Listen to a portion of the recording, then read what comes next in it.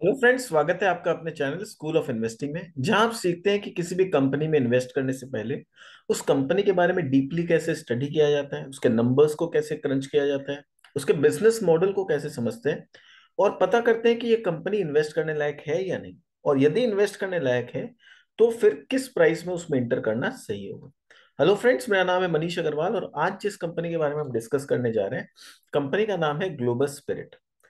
Global spirit के बारे में अगर मैं थोड़ा सा जिस्ट में बताऊं तो ये कंपनी बेसिकली क्या है, इथेनॉल और ईएनए बनाने का काम करती है। ईएनए क्या होता है? एक्स्ट्रा न्यूट्रल अल्कोहल, जो कि अल्कोहल बनाने के लिए एक रॉ मटेरियल के तौर पे काम करता है। तो इनका जो मैन्युफैक्चरिंग फैसिलिटी है वो बेसिकली इतना फ्लेक्सिबल है कि अगर ईएनए का दाम मार्केट में बेसी हो तो वो लोग ईएनए का प्रोडक्शन को बढ़ा लेते हैं। और अगर इन केस ईएनए का प्राइस मार्केट में गिर जाए और इथेनॉल का प्राइस मार्केट में बेसी हो, जो कि बेसिकली अभी इथेनॉल काम किस में आ रहा है, पेट्रोल के साथ ब्लेंड करने के लिए काम आ रहा है और गाड़ियों में इस्तेमाल हो रहा है। तो जिसका प्राइस बेसी होगा वो अपने मैन्युफैक्चरिंग को उसमें डाइवर्ट इजीली कर सकती है। और इनका खुद का भी कुछ ब्रांड्स है, ओन ब्रांड्स, जिसको ये लोग अभी धीरे धीरे मार्केटिंग कर रहे हैं और अपने ब्रांड, जो ब्रांडेड प्रोडक्ट्स है उसके थ्रू ये लोग कंज्यूमर सेगमेंट में भी उतर रहे हैं। अभी इन्होंने रिसेंटली कुछ केपेक्स भी किया है, अपना कैपेसिटी भी बढ़ाया है और अभी इनका क्वार्टर 2 का रिजल्ट आया था। वो भी मैंने ऑलरेडी अपना एक वीडियो बना रखा है उस क्वार्टर 2 के रिजल्ट्स के ऊपर। आज इस वीडियो को बनाने के पीछे का जो ऑब्जेक्टिव है कि जो मैनेजमेंट का कॉन कॉल हुआ, मैनेजमेंट ने क्वार्टर 2 के रिजल्ट्स के ऊपर क्या बोला है, आने वाले फ्यूचर को लेके मैनेजमेंट ने क्या गाइडेंस दिया है, आगे कंपनी क्या स्ट्रैटेजी लगा रही है, ये सब कुछ उन्होंने कॉन कॉल में बहुत ब्रीफली समझाया है। तो उसी कॉन कॉल को मैंने कुछ पॉइंट्स हाईलाइट किए हैं, उसी को हम लोग स्टडी करेंगे कि कॉन कॉल में मैनेजमेंट का क्या बोलना है, क्योंकि अभी रिजल्ट खराब आया है। तो जब रिजल्ट खराब आते हैं तो बहुत इंपॉर्टेंट होता है कि अपने नॉलेज पे काम करना और काफी डीपली कंपनी और मैनेजमेंट को ट्रैक करते रहना। तो इसलिए ये परहैप्स मेरा तीसरा या चौथा वीडियो है ग्लोबल स्पिरिट पे, ओनली बिकॉज कि इसका रिजल्ट खराब आए हैं 1-2 क्वार्टर से। तो उस समय बहुत ज्यादा जरूरी हो जाता है हमारा नॉलेज। जब रिजल्ट अच्छे आते हैं तब उतना नॉलेज का जरूरत नहीं है, तब तो शेयर का प्राइस बढ़ ही रहा है, पैसा कमा ही रहे हैं हम लोग। सबसे ज्यादा नॉलेज का जरूरत पड़ता है जब हम लोग का रिजल्ट खराब है और पोर्टफोलियो में लॉस हो। उस समय नॉलेज का सबसे ज्यादा जरूरत है, क्योंकि उस समय नॉलेज हमारे साथ होगा ना, तो हम गलत डिसीजन नहीं लेंगे। और अगर नॉलेज का साथ छोड़ दिए तो कहीं ना कहीं हम लोग गलत डिसीजन ले लेंगे। तो चलिए डिस्कस करते हैं कि कौन कॉल में मैनेजमेंट ने क्या इंपॉर्टेंट पॉइंट्स हाईलाइट किए। तो फिलहाल अगर हम लोग कंपनी के बारे में बात करें तो मार्केट कैप कंपनी का 2223 करोड़ का मार्केट कैप है। करेंटली कंपनी 772 रुपए पे ट्रेड कर रही है। हाई 1760 रुपए का हाई बनाया है और लो 700 रुपये गया है। तो कहीं ना कहीं अभी अपने ऑलमोस्ट 52 वीक लो पे ये कंपनी ट्रेड कर रही है। इसका स्टॉक का पीई का बात करें तो 16 के पीई पे ट्रेड कर रहा है। Return on capital employed trailing 12 months basis पे 33.8 का है और रिटर्न ऑन इक्विटी 27.5 का है। तो रिटर्न्स के परस्पेक्टिव में कंपनी ने काफी अच्छा रिटर्न्स दिया है, कोई खराब नहीं। अब आते हैं थोड़ा वैल्यूएशन को समझते हैं। तो market cap to sales company का 1.23 का है, तो ये बहुत ज्यादा ओवर वैल्यूड ऐसा कुछ नहीं है। And price to book is 2.7, तो यहाँ भी बहुत ज्यादा ओवर वैल्यूएशन हम लोग को देखने नहीं मिलता है। कंपनी के पास 255 करोड़ का डेट है, क्योंकि कुछ रिसेंट इन्होंने केपेक्स कर रखा है, बहुत सारे एक्सपेंशन प्लान्स है, तो वहां पर इनका डेट हुआ है थोड़ा सा। अगर आपको कंपनी के बारे में बहुत डिटेल में समझना है तो हमने ऑलरेडी इस पे डीप डाइव वीडियो एनालिसिस कर रखा है, जिसका वीडियो मैं आई बटन में ऊपर में लिंक में दे दूंगा। और साथ साथ हो सकेगा तो अपने डिस्क्रिप्शन बॉक्स में भी लिंक दे दूंगा, तो आप वहां से जाके देख सकते हैं कि डीपली समझ सकते हैं कि कंपनी का बिजनेस क्या है। यहाँ पर ऑब्जेक्टिव है कि कौन कौन को डिस्कस करना है, बिजनेस समझने के लिए ऑलरेडी एक वीडियो मैंने बना रखा है। आगे बढ़ते हैं, थोड़ा सा इस क्वार्टर का रिजल्ट को हम लोग देख लेते हैं। चार्ट आप देखिए, कंटिन्यूअसली ये शेयर रेगुलर बेसिस पे गिरते जा रहा है। लास्ट 1-2 दिन में थोड़ा सा इसमें रिकवरी आने का संकेत मिला है, बट अभी भी कहीं ना कहीं हम लोग बोल सकते हैं बियरिश जोन में ही है। क्वार्टरली रिजल्ट का बात करें तो सेल्स इनका 480 करोड़ का हुआ था, जो कि पिछले साल सेल्स 382 करोड़ का था। तो ईयर ऑन ईयर बेसिस पे सेल्स बढ़ा है, बट इस तरह की कंपनी को generally year on year basis नहीं देख के हम लोग को क्वार्टर ऑन क्वार्टर देखना चाहिए। तो उस मुकाबले 495 से गिर के 480 हुआ है। तो सेल्स में ऐसा कोई बहुत भारी डिप नहीं आया है, उसको लेके बहुत ज्यादा कंसर्न नहीं है। ज्यादा कंसर्न क्या चीज को लिखे है वो देखिए, कि इनका जो पिछले सितंबर में ऑपरेटिंग मार्जिन 23% था, वो 17 हुआ, 18 हुआ, 14 हुआ और अब सीधा 9% हो गया। यानी हर क्वार्टर इनका ऑपरेटिंग प्रॉफिट मार्जिन गिरते जा रहा है। तो इस क्वार्टर में तो कुछ ज्यादा ही गिर गया, इसीलिए समझना है कि क्या कारण है, कि इतना ज्यादा इनका गिर गया। वैसे मैंने रिजल्ट्स के ऊपर भी वीडियो बना रखा है, रिजल्ट्स को मैंने एनालाइज किया था अभी कुछ दिन पहले। तो वो तो था कि मेरा पर्सपेक्टिव कि रिजल्ट क्यों खराब है, और थोड़ा बहुत जो इन्फॉर्मेशन इधर उधर से मिला था। पर आज हम लोग कॉन कॉल में एग्जैक्टली देखेंगे कि मैनेजमेंट ने क्या वर्ड्स बोला है। मैंने सीधा कोट किया है अपने नोट्स जो मैंने बनाया है, मैंने किसी तरह का उसमें कोई मॉडिफिकेशन नहीं किया है, एग्जैक्टली कोट किया है कि मैनेजमेंट ने क्या वर्ड्स कहा है। तो इनका अर्निंग पर शेयर जो पिछले साल करीब करीब 18-19 रुपया था, वो गिरते गिरते आज 7.5 रुपया हो गया। तो यही हम लोग देख सकते हैं कि रिजल्ट खराब हुआ है। अब कॉन कॉल में चलते हैं और समझते हैं कि आखिर ऐसा क्या कारण है कि इनका रिजल्ट खराब हुआ। मैनेजमेंट ने क्या कहा है, ये मेरा ओपिनियन नहीं है, exactly what management has said. तो जो इंपॉर्टेंट पॉइंट्स कॉन कॉल से हाईलाइट हुए वो मैं आपके साथ डिस्कस करूंगा।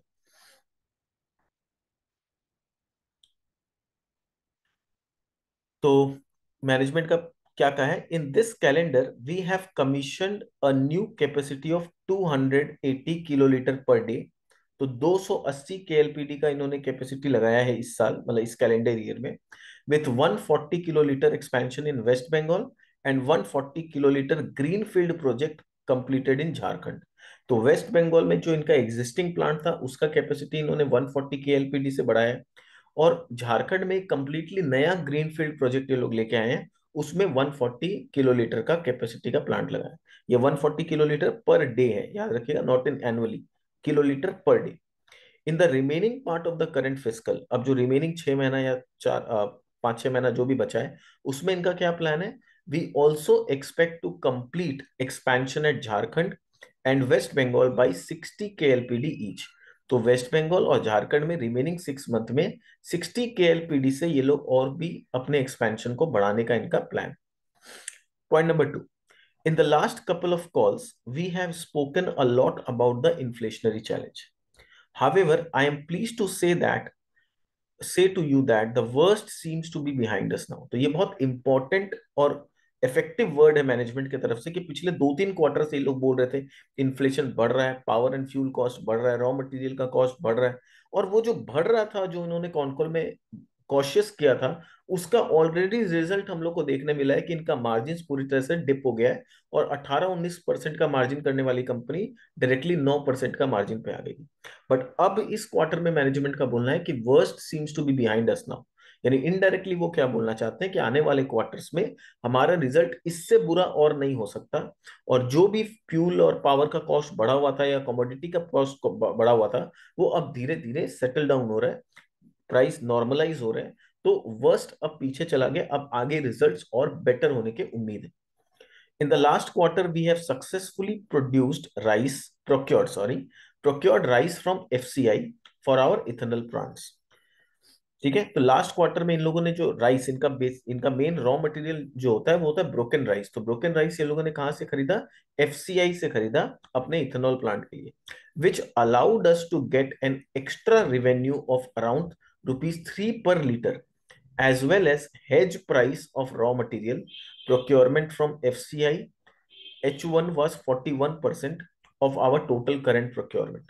यानी इन शॉर्ट ये लोग क्या बोलना चाह रहे हैं, नॉर्मली क्या होता है कि आप इधर उधर से प्राइवेट सप्लायर से जब राइस खरीदते हैं तो आपको महंगा पड़ता है, पर एफसीआई के गोडाउन में बहुत सारा ब्रोकन राइस ऐसे पड़ा हुआ है जो वेस्ट जा रहा है। तो ये लोग उस वेस्ट रॉ ब्रोकन राइस को खरीद के अपने इस्तेमाल में लगाते हैं। तो एफसीआई से जब ये लोग राइस प्रोक्योर करते हैं तो उसका कॉस्टिंग कम आता है, और गवर्नमेंट की तरफ से भी कुछ इनको बेनिफिट मिलता है वहां। तो उसके वजह से इनका जो सेलिंग प्राइस में ये जो मार्जिन है उसमें ₹3 पर लीटर का इनको एडिशनल बेनिफिट हुआ है। ठीक है, ऐसा नहीं कि सेलिंग प्राइस बहुत बढ़ गया, सेलिंग प्राइस तो उतना ही है, 59 ही है।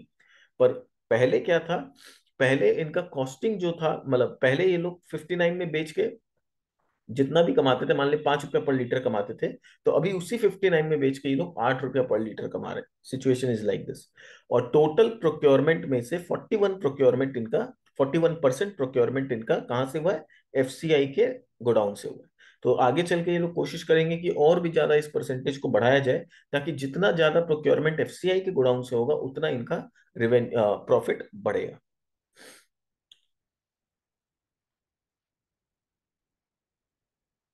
पॉइंट नंबर 3 देखते हैं क्या कहा इन्होंने। The government of India has also banned export of broken rice recently. तो बोल रहे हैं गवर्नमेंट पहले ब्रोकन राइस को जो एफसीआई गोडाउन में होता था उसको एक्सपोर्ट कर दिया करती थी बहुत सस्ते दामों में। पर अब जब गवर्नमेंट को दिख रहा है कि हम जैसे प्लेयर्स हैं जो ब्रोकन राइस उनसे खरीदने में इंटरेस्टेड हैं, तो गवर्नमेंट ने भी एक्सपोर्ट पे बैन लगा दिया। And this will help control price of broken rice going forward. और क्योंकि एक्सपोर्ट पे बैन लग गया है, उस वजह से क्या होगा, मार्केट में भी ब्रोकन राइस का जो प्राइस है वो नॉर्मलाइज हो जाएगा। अभी क्या है, जितना भी ब्रोकन राइस एक्स्ट्रा मार्केट में हो रहा है वो लोग एक्सपोर्ट कर दे रहे हैं, तो सप्लाई इंडिया में डोमेस्टिक प्लेयर्स के लिए उतना सप्लाई नहीं मिल पा रहा है, तो प्राइस बहुत ज्यादा बढ़ जा रहा है। पर क्योंकि अब गवर्नमेंट ने एक्सपोर्ट पे बैन लगा दिया है, प्राइस विल नॉर्मलाइज, तो प्राइस धीरे धीरे गिरने लगे।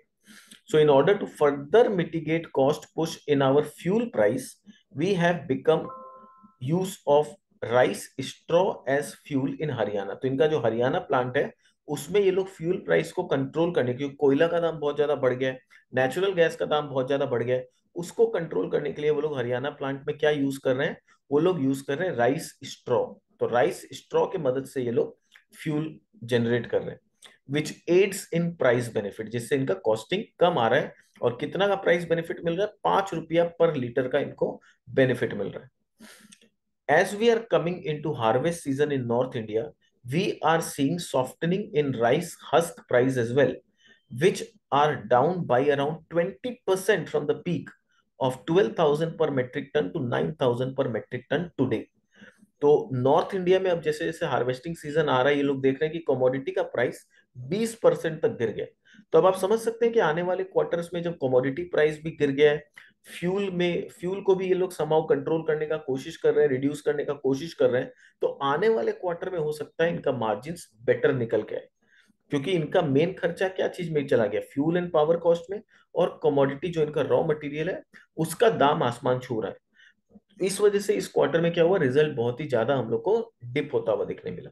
और भी एक दो कारण है, वो भी हम लोग डिस्कस करेंगे।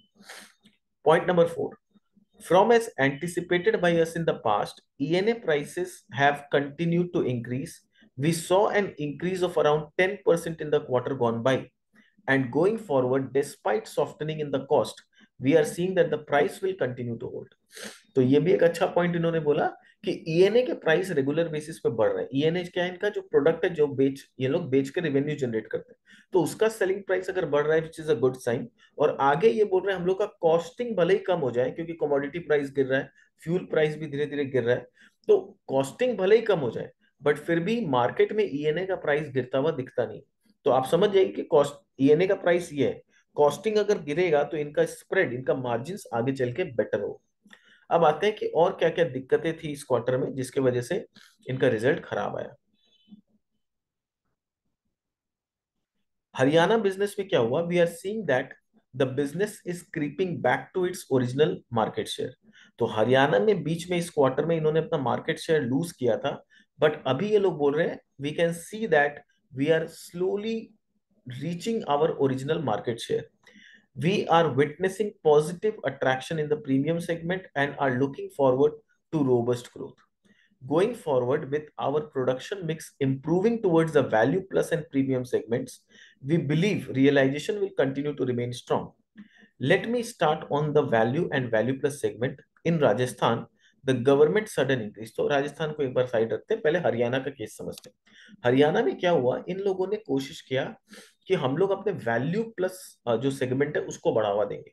वैल्यू प्लस सेगमेंट में क्या होता है, वो ज्यादा दाम पे बिकता है, उसपे प्रॉफिट मार्जिन भी ज्यादा है। तो इन लोगों ने क्या किया, सप्लाई जो ये लोग करने लगे, पुश करने लगे, इन लोग वैल्यू सेगमेंट का जो सस्ता वाला जो वाइन होता है या सस्ता वाला जो अल्कोहल होता है उसका सप्लाई इन्होंने रोक दिया। और उसके बदले जो भी इनके डीलर्स है या जो भी इनके रिटेलर्स है उनको ज्यादा ये लोग वैल्यू प्लस सेगमेंट पुश करने लगे।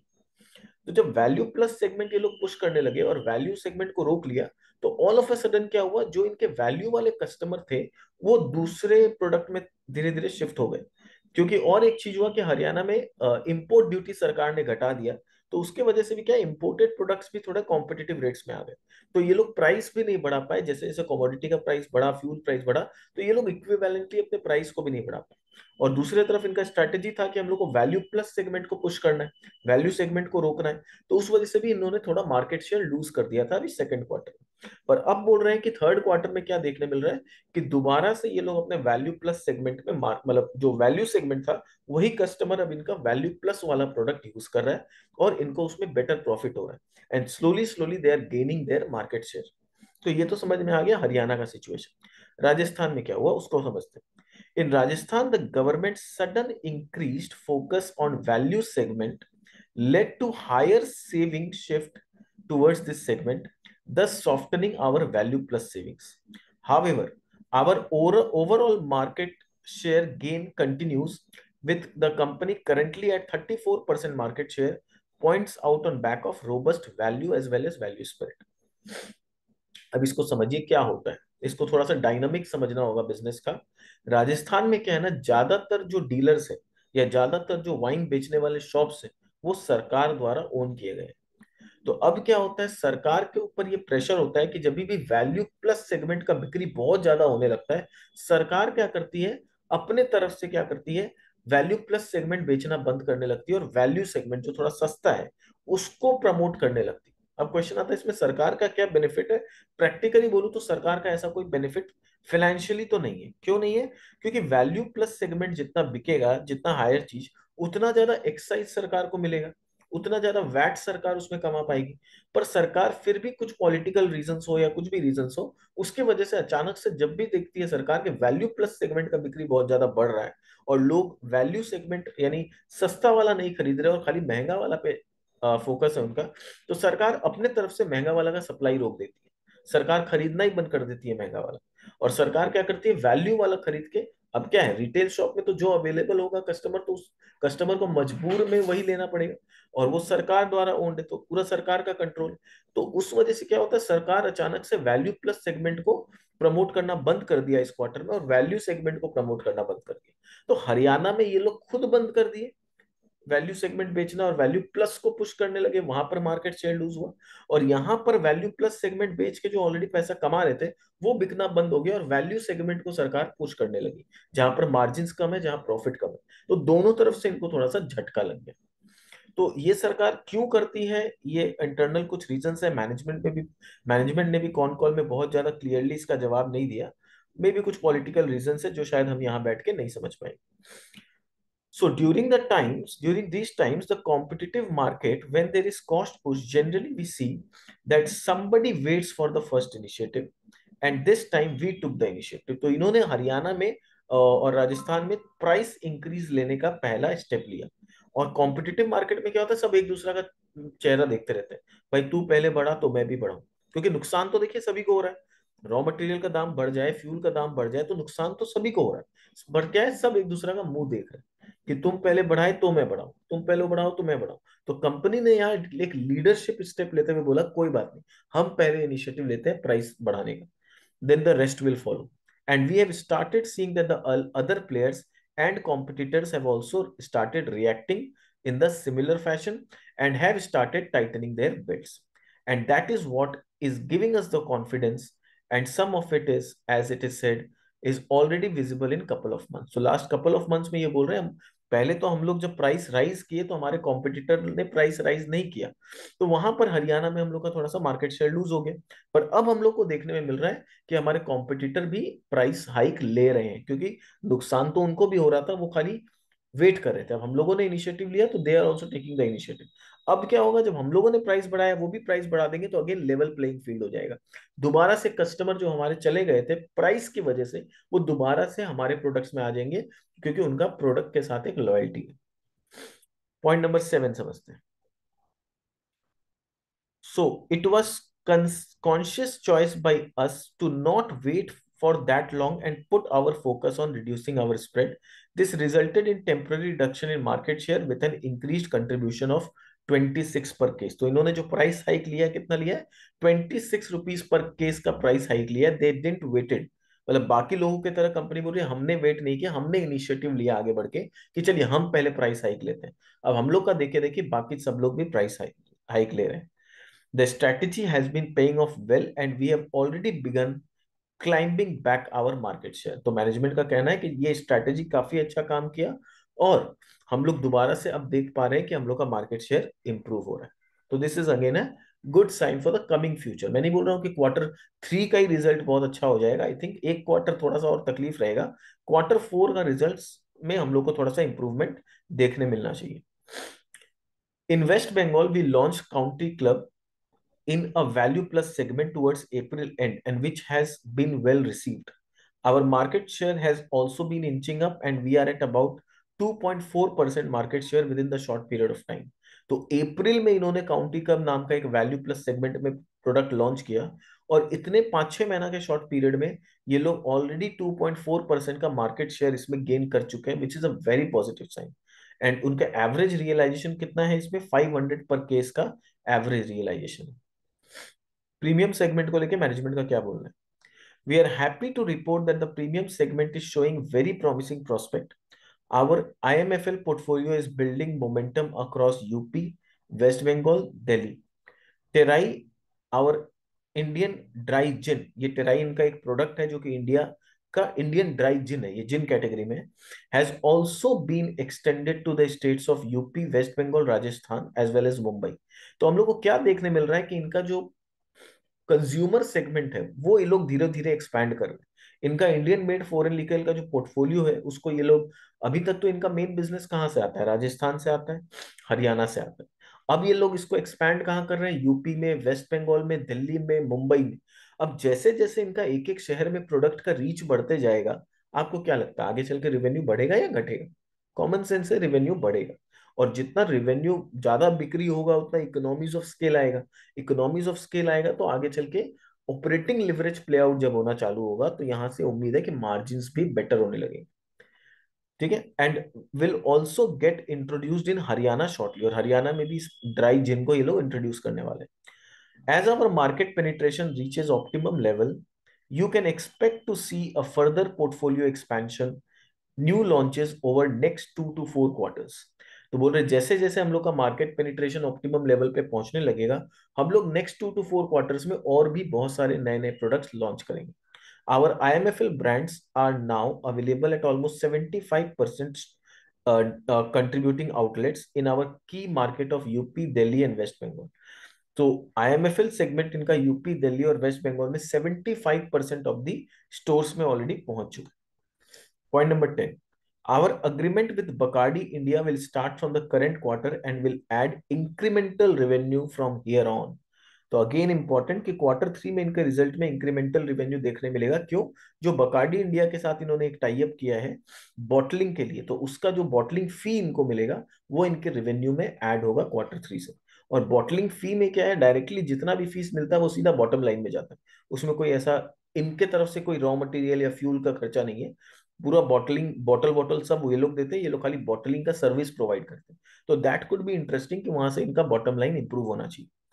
और क्या क्या बॉटलिंग करेंगे, dark rum, Bacardi black and other brands in West Bengal. Power and fuel which was 22% higher quarter on quarter. तो आप सोचिए क्वार्टर 1 से क्वार्टर 2 में फ्यूल एंड पावर कॉस्ट 22% बढ़ गया। तो जब इतना ज्यादा फ्यूल एंड पावर कॉस्ट बढ़ जाएगा तो फिर तो मार्जिन गिरना ही है ना। in with crop season coming, there are signs of tapering of inflationary input cost। तो बोल रहे हैं कि अब जैसे हार्वेस्टिंग सीजन चालू हो गया तो क्रॉप का दाम जो बढ़ा था उसमें हम लोग को टेपरिंग देखने मिल सकता है।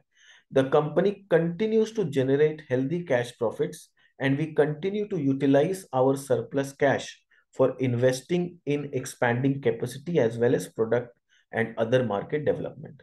तो कंपनी अच्छा हेल्दी कैश जनरेट कर पा रही है, और मैनेजमेंट का बोलना है कि ये जो कैश हम लोग जनरेट कर रहे हैं इसको हम लोग 3 जगह इस्तेमाल करेंगे, अपना कैपेसिटी इंप्रूव करेंगे, नए प्रोडक्ट्स लॉन्च करेंगे और मार्केट डेवलपमेंट के पीछे भी खर्चा करेंगे।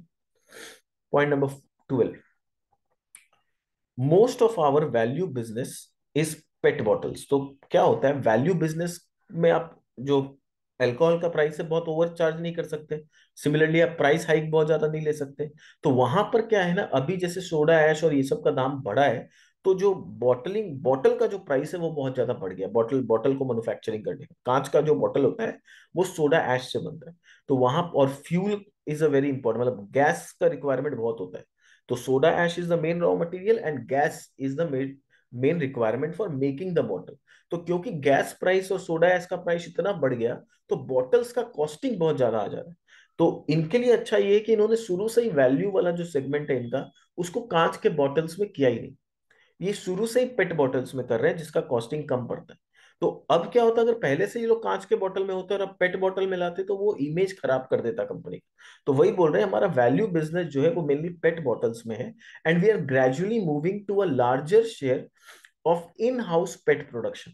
तो पेट बॉटल्स ये लोग नॉर्मली खरीदा करते हैं, तो क्रूड ऑयल का दाम बढ़ने से वहां भी थोड़ा सा इन्फ्लेशन दिख रहा है। बट अब ये लोग ज्यादातर पेट बॉटल्स बोल रहे हैं हम लोग इन हाउस प्रोडक्शन करते हैं। करंटली वेस्ट बंगाल में का पूरा capacity, entire West Bengal, entire Haryana, around internal own manufacturing of PET. तो वेस्ट बंगाल और हरियाणा में जितना भी प्रोडक्शन हो रहा है अभी, उसमें सारे पेट ये लोग इन हाउस प्रोड्यूस कर रहे हैं। As of now we have not initiated work in Rajasthan, पर राजस्थान में अभी भी पेट बॉटल्स ये लोग बाहर से खरीद रहे हैं, and that's something that we are evaluating as we speak. और बोल रहे हैं हम लोग इस पे भी इवेल्युएट कर रहे हैं कि कैसे राजस्थान में भी हम लोग पेट बॉटल्स खुद ही मैन्युफैक्चर करने लगे। Point number 13, I have a pretty good, how do I say, visibility that the price will soft. तो ये बोल रहे हैं हम लोग के पास एक कहीं ना कहीं, अब इन लोग का तो इंडस्ट्री में इतना टच है, सरकार के साथ टच है, तो ये बोल रहे हैं मेरे को कहीं ना कहीं आइडिया है कि प्राइस घटेगा। We have to be little watchful for the quarters after that in terms of how much coal is being released by the Coal India into the industry, even though we did not consume the coal directly, but it does impact the price of fuel, whether coal or rice husk for the industry. तो बोल रहे मेरे को कहीं ना कहीं अनुमान है कि आगे चल के फ्यूल का प्राइस घटेगा। कोल इंडिया कितना कोल सप्लाई कर पाता है, अभी देखिए मॉनसून सीजन भी था, जब मैं क्वार्टर 2 का बात करता हूँ तो it is a monsoon season. वहां पर माइनिंग एक्टिविटीज थोड़ा स्लो हो जाता है। तो जहां माइनिंग एक्टिविटी स्लो होता है तो कोयला का प्रोडक्शन भी कम होने लगता है। पर अब क्वार्टर 3 में थोड़ा सा माइनिंग एक्टिविटी इंप्रूव करेगा, तो कोयला का सप्लाई भी बढ़ेगा, और कोयला का सप्लाई बढ़ेगा तो फाइनली फ्यूल पे इंपैक्ट आएगा, फ्यूल प्राइस भी गिरना चाहिए। Point number 14, so I do see margin being north of 15%। तो आगे चल के इनका एक्सपेक्टेशन क्या है कि मार्जिन, ये बोल रहे हैं 20% का मैं नहीं बोलता हूं, बट 15% से ऊपर होना चाहिए for sure in the coming quarters. यानी कमिंग क्वार्टर नहीं, quarter 3 and quarter 4, which is what I have just said about the fuel price going in to later part of next year. I don't see them coming down to the same level as last year. Last year fuel price जितना कम था उतना तो नीचे नहीं आएगा, but definitely अभी जो इतना आसमान छू रहा है उससे नीचे आएगा। So I would not go up to 20% any more. बोले लास्ट ईयर हम लोग 18%, 20% का मार्जिन कर लिए, पर अब मेरे को 20% का मार्जिन होता हुआ नहीं दिखता है। I would say around 18%। बोले अभी तो एक दो क्वार्टर 15% के आसपास रहना चाहिए, आगे चल के भी 18% से ऊपर मार्जिन जाता हुआ नहीं दिखता है। That would be my expectation. तो मैनेजमेंट ने साफ साफ बोल दिया कि 16 से 18% का सस्टेनेबल इबिटा मार्जिन उनको दिखता है, और वो अचीवेबल भी है। 20% का सपना मैनेजमेंट नहीं दिखा रही। I think it is achievable. We will be increasing margins, as I mentioned, into quarter 3 and quarter 4, and then hopefully maintaining that for the rest of the year. As far as the Rajasthan is concerned, there has been no price change for value and value plus in terms of excise duty. There is an incentivization or focus that has created for selling value spirit over value plus. तो बोले राजस्थान में excise को लेके कोई problem नहीं है, selling price को भी लेके कोई प्रॉब्लम नहीं है। राजस्थान में जो प्रॉब्लम हुआ है कि सरकार ने वैल्यू प्लस सेगमेंट को प्रमोट करना बंद कर दिया और वैल्यू सेगमेंट को बेचने में प्रमोट कर रहे हैं, और उस वजह से क्या है, वहां पर हम लोग का मार्जिन थोड़ा सा कम होता है। So this is all about the important points जो मैनेजमेंट ने अपने कॉन कॉल में खुद कहा है। मैंने इसीलिए किसी भी तरह का अपना कोई चेंजेस नहीं किया, एग्जैक्टली जो उनके वर्ड्स थे उसी को कोट करके यहाँ पर पॉइंट्स बनाए, ताकि आपको एग्जैक्टली मैनेजमेंट के वर्ड समझ में आए कि मैनेजमेंट अपने मुंह से क्या कह रही है। उम्मीद करता हूँ कि बहुत आइडिया मिला होगा, एक क्लियरिटी आया होगा कि आगे क्या हो सकता है, आगे मैनेजमेंट का क्या स्ट्रैटेजी है, बिजनेस आगे कैसे डेवलप हो सकता है। अगर आपको ये वीडियो पसंद आया, इंफॉर्मेटिव लगा, लगा कि आपको इससे कुछ जानने मिला, कुछ सीखने मिला, तो इसे लाइक जरूर कर दीजिए। नए आए हैं हमारे चैनल में तो सब्सक्राइब करना मत भूलिए, और साथ ही साथ नोटिफिकेशन का बेल बटन दबा दीजिए और ऑल को भी प्रेस कर दीजिए, ताकि आने वाले और भी ऐसे ही वीडियोस आपको इमीडिएटली मिलते जाएं। हमारा फोकस यही रहता है कि किसी भी कंपनी के बारे में जब हम डिस्कस करें तो बहुत इन डेप्थ रिसर्च करें, बहुत इन डेप्थ उसके बारे में डिस्कशन करें, और उस कंपनी के बारे में आपको कंप्लीट नॉलेज दें, ताकि आप खुद एक डिसीजन पे पहुंच जाए कि ये कंपनी में आपको इन्वेस्ट करना है कि नहीं। हमारे तरफ से कभी भी किसी में रिकमेंडेशन नहीं होता है। मेरा पर्सपेक्टिव एकदम न्यूट्रल रहता है कि मैं आपको कंपनी के अच्छाइयों के बारे में, बुराइयों के बारे में, और जो डेवलपमेंट हो रहा है, मैनेजमेंट का क्या कहना है, वो एज इट इज बताऊं, बिना तोड़े मरोड़े। क्योंकि मेरा कोई ऐसा ऑब्जेक्टिव नहीं है कि मुझे मैं मेरा मैं अगर अपना डिस्क्लेमर दूं तो I am not invested in this company. तो मेरा ऐसा कोई पर्सनल मोटिव भी नहीं है कि शेयर को प्रमोट करने का। बस यही है कि मेरे पास कमेंट्स में आते रहते हैं, मेरे बहुत सारे जो व्यूअर्स हैं वो लोग इस कंपनी में शायद इन्वेस्टेड हैं। तो इसीलिए मैं चाहता हूँ कि जो भी डेवलपमेंट हो रहा है, जो भी मैनेजमेंट की तरफ से इंफॉर्मेशन आ रहा है, मैं पूरा डिटेल में आप तक ये पहुंचाऊं, ताकि आप एक इन्फॉर्म्ड इंफॉर्मेशन के साथ कंपनी में अगर इन्वेस्टेड हैं तो आपको रहना है कि नहीं रहना है, पूरा आप डिसीजन खुद ले सके, अपने फाइनेंशियल एडवाइजर के साथ कंसल्ट कर सके। थैंक यू सो मच, मिलते हैं हमारे नेक्स्ट वीडियो में किसी नए कंपनी के साथ, तब तक के लिए बाय बाय।